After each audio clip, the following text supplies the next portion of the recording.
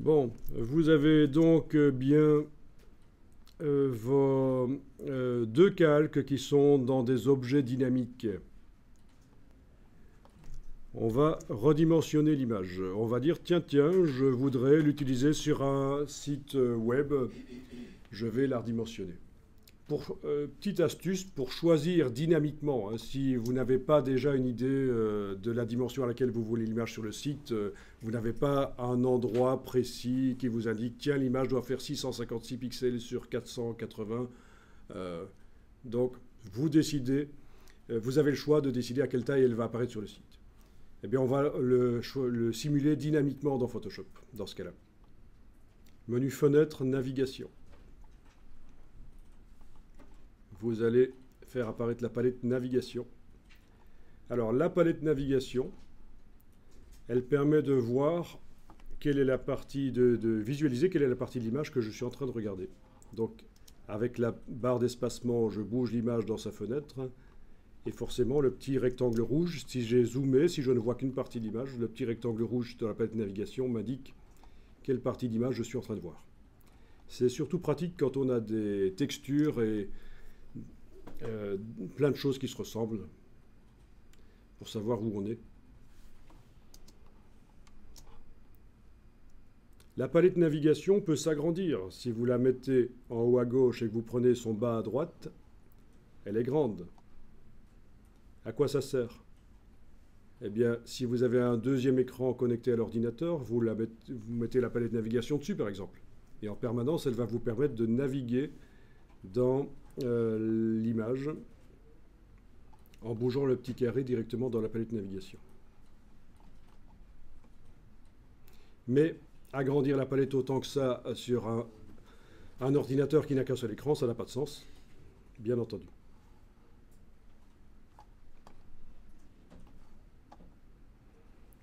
Alors ici, je vais me servir de la palette navigation et de son curseur pour décider à quelle dimension je veux l'image sur le site web. Quand on met une image sur un site web, il ne faut pas demander au navigateur de web, hein, Firefox, Chrome, etc., il ne faut pas demander qu'il redimensionne lui-même l'image. Techniquement, il peut le faire, mais ça prend de la ressource. Ça veut dire que vous demandez à l'internaute de télécharger une image qui contient beaucoup de pixels et puis son navigateur la redimensionne, ça n'a pas de sens. Enfin, peut-être avec le fluide, ça a un peu plus de sens maintenant qu'avant, mais en design fixe, en tout cas, ça n'a pas beaucoup de sens. Donc, ce qu'on fait, c'est qu'on envoie sur la page web une image qui a le bon nombre de pixels.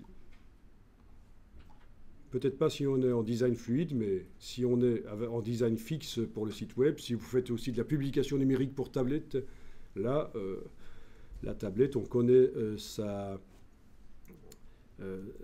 dimension pixel, on sait quelles sont ses performances.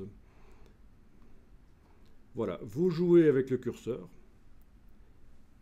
et par exemple vous décidez, tiens, ça c'est la dimension à laquelle je veux l'image sur ma page web. Ou ça. D'accord? Et vous regardez quel est le pourcentage qui est indiqué ici. 14,96 pour moi. Vous pouvez sélectionner et copier.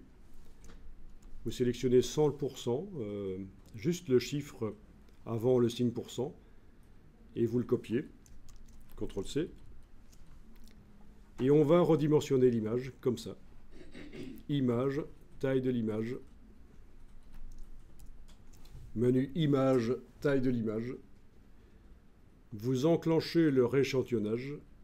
Vous mettez l'unité % à la place de centimètres et vous collez votre pourcentage que vous avez été prendre là.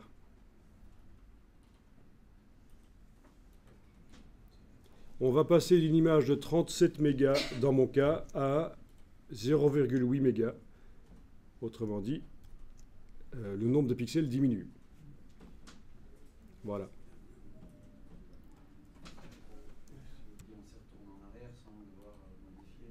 Oui, alors là je double-clique sur la loupe de la palette des outils pour être à l'échelle 100% et je vois l'image à la dimension que j'avais choisie. Alors, pour répondre à ta question, en effet, tous les pixels originaux de l'image sont toujours dans les objets dynamiques. Ce sont des calques conteneurs. Ça veut dire que si je décidais de réagrandir, ça ferait réapparaître le détail qui n'apparaît pas là maintenant.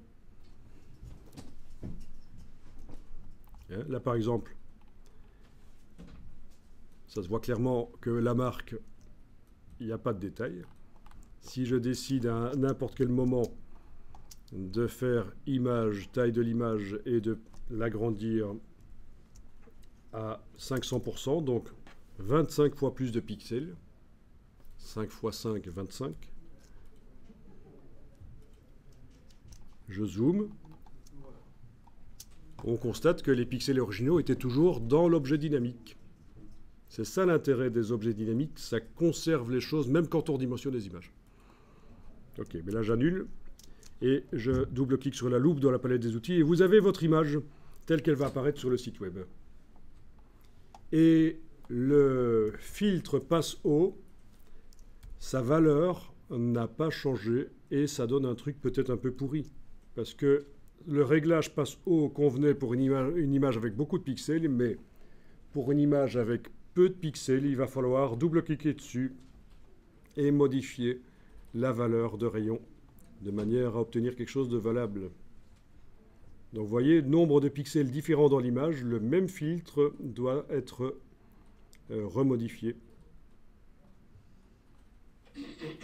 pour obtenir quelque chose d'acceptable.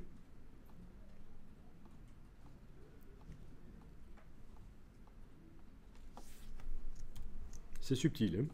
C'est subtil, mais ça donne un côté vraiment net aux photos et très intéressant.